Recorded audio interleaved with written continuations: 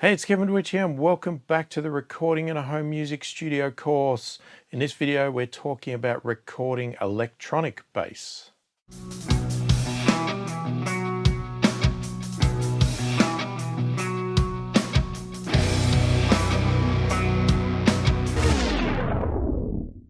So electronic bass, this one here, this is the same as where I talked about electronic drums. We are not talking about virtual instruments in this case. We are talking about an external hardware unit that contains some bass sounds that you are going to play on and input into your recordings as audio files. So instead of it being a MIDI based item, again, as I said, this is going to be audio. So first we're going to have a unit, right? I have a unit here. It's basically a synth unit, right?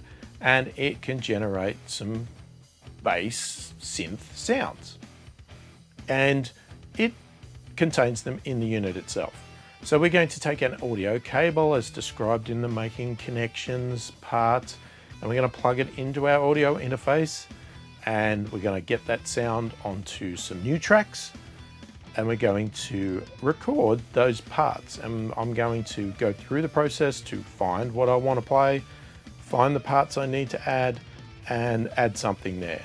Now, as with everything, what bass part that is going to be totally dependent on your song. The sound that you go for is going to be dependent on the hardware unit, if you have one. If you obviously don't have one, then you won't be doing this recording part. But I wanted to cover off as much as I can of the recording process, no matter what you have in your home music studio. So you may have one of these little synth units or something like that, like I have, or something similar, and you want to get that into your recordings. Now, again, this is not just a pure bass element, but we are looking at it as a bass element in this video. And that's what I'm going to be generating. So again, as I already have real bass recordings and I potentially have a virtual instrument bass recording, I need to come up with something else that's bass to complement my song. Now, there's a chance that some of these elements will get removed when I get to the mixing stage because I may have gone overboard. But the point of going overboard here is that two things. One is I'm doing it to obviously teach in these videos, but two, it gives me options when I get to the mixing stage to be more creative because I've got more parts than potentially I need instead of having less parts. Now, if you're 100% confident on what parts you need in your song and it's pretty simple, then don't feel the need to create excessive stuff because that is just a waste of time. But if you are not sure and you want to open up some more creativity in the mixing phase, then record more elements than you potentially need, and it can give you some options about chopping and changing parts and mixing different parts together. All right, so we're going to go through the process now of showing the unit I'm going to be using, plugging it into my audio interfaces and showing you how I set up the tracks, etc., and then getting the sound in and starting to record. Okay, so we're back in Cubase here, and we're going to set up for our electronic bass here, so our external bass this time. So far we have lots of bass elements here. So we've got drums, we've got guitars, well, one guitar at least, well, three to be honest, but they're all rhythm parts. We've got our amp bass, our DI bass, and now we've got a virtual bass. Now with our electronic, instead of it being virtual where we added a virtual track, an instrument track, this time it's electronic, so we have it connected in with an audio cable. So I need to pick audio this time. And where my electronic synth or bass, whatever you want to call it, is plugged into is in this channel here called Synth and Drums. Okay, and we'll go with stereo for this one, and I'm going to send it to the bass bus, and we're going to call it E-bass for electronic bass. Right, we'll give it our baby blue color again, and we're sort of ready to go. Now this is going to function the same as if we were recording an acoustic instrument or anything like that, where the monitor button would now work on our unit. So before we check that part out, what I've done is I've just had a bit of a play around and I've had to listen to the song to see what I could work out. And to be honest with you, I can't really find any other place to put this except in the bridge and the outro.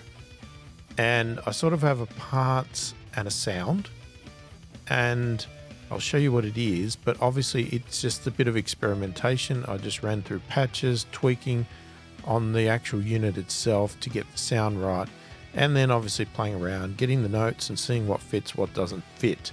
Now I'm pretty much going to be mimicking the real bass here, so when it comes to mixing, it may be a matter of choosing one or the other, or it may be a matter of blending the two together. I'm not sure. It's just, I was happy with the virtual bass, I'm happy with the real bass, so it was sort of like, how can I add another bass element here? But again, we may take it out. It's just a point of showing you the process of doing it here. So we've got our bass, we've got it set to our correct input, and let's go and switch over and see. I'll show you the sound and we'll see if we can get it appearing on our thing here. But what we do want to do is, before we do that, is we've got to bring up our audio interface controls here, and you'll see this channel over here called Euro Rack. Okay, so I have sort of a rack mountable panel here that feeds in lots of inputs and then outputs them to the audio interface on a stereo channel. And I have electronic drums going through there. I have a few synths and things like that. So that's where our sound is coming through. It's coming through this sort of external mixing device and then into our audio interface. So we should see an input on here, and we can mute or unmute it to see if we hear it or not hear it, whatever. So let's go and turn it on now and we'll get our sound up.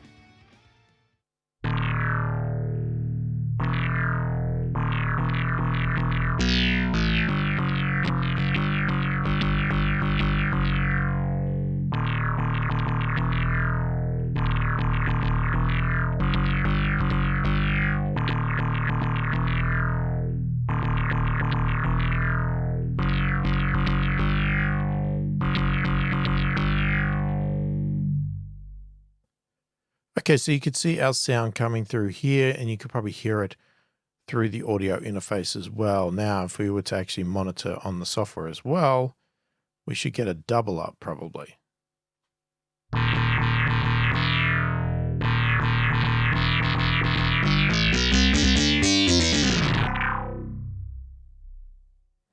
Okay, but you can see the meter moving there, so that's fine. So I'm actually going to unmonitor that. But what I want to do is I just want to check our gain settings here. And with this one here, it doesn't have a separate gain control. So it's more likely that what I'll do is I'll turn up the unit itself. So let's do that now.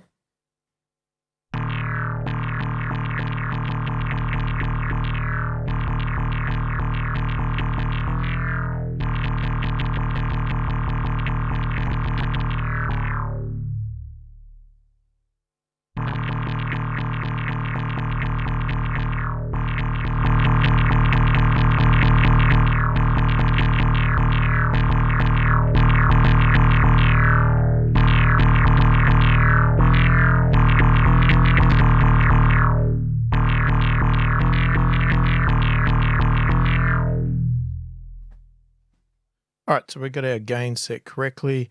I'm going to keep that not monitoring because we're monitoring through our audio interface like we would any other virtual instrument here. And we'll get it playing or recording, and we'll start doing our part, and we'll see what we come up with here.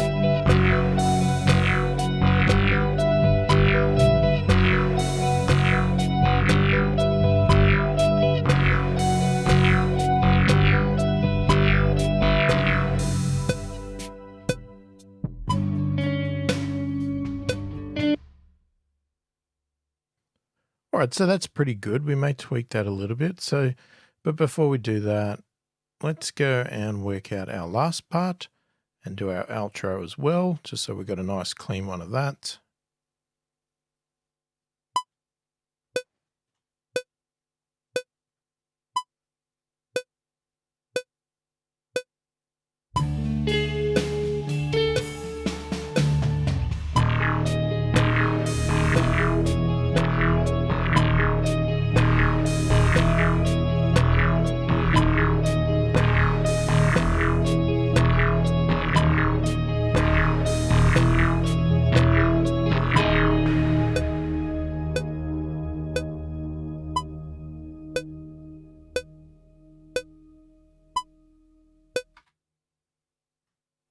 All right, so that's good. So I'm just going to tweak it now. I'll get to our final version and then we'll just a bit of a playthrough and show the final results of it. But it's going to be pretty much the same as this. I'm just going to see about a couple of other little options and just tweak the ending of this one. I wasn't 100% confident of that. So we'll go through that as well. All right, so here is our electronic bass part.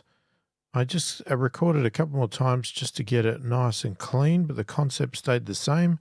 And I've just trimmed the edges, put a little bit of a fade at the start here as I do with all my audio tracks, and then trimmed and did a little bit of fade at the end.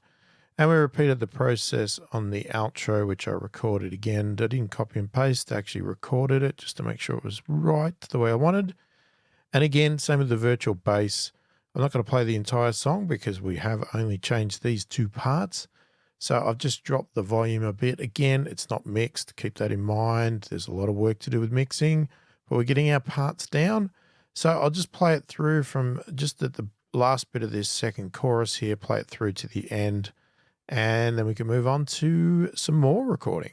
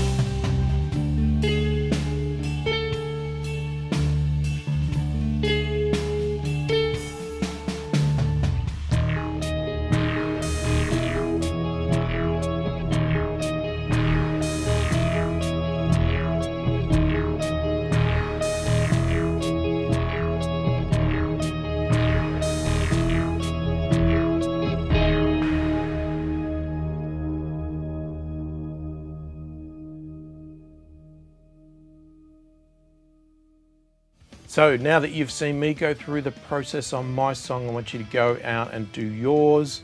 Get the worksheet from the PDF and jot down all of the sections in your song that you plan on recording a electronic bass, and then keep track of the status of them, writing where the status is, which ones are complete, etc. Obviously, as I said, if you don't have a hardware unit, then this section you'll be skipping over. But if you do, then definitely get into it. And if this could be your main element of your entire song, or for me, it could be a complementary part to other elements there. So just keep that in mind.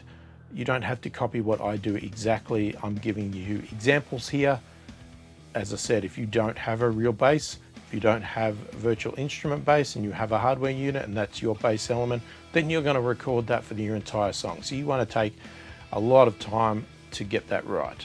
If you do have any questions about the process or anything to do with electronic bass, please put it in the comments below. Happy to help where I can, so we can start a discussion about the topic to get you on the right path to getting your songs recorded and created. Hopefully this video has been helpful. Thank you for watching, and I will catch you in the next one.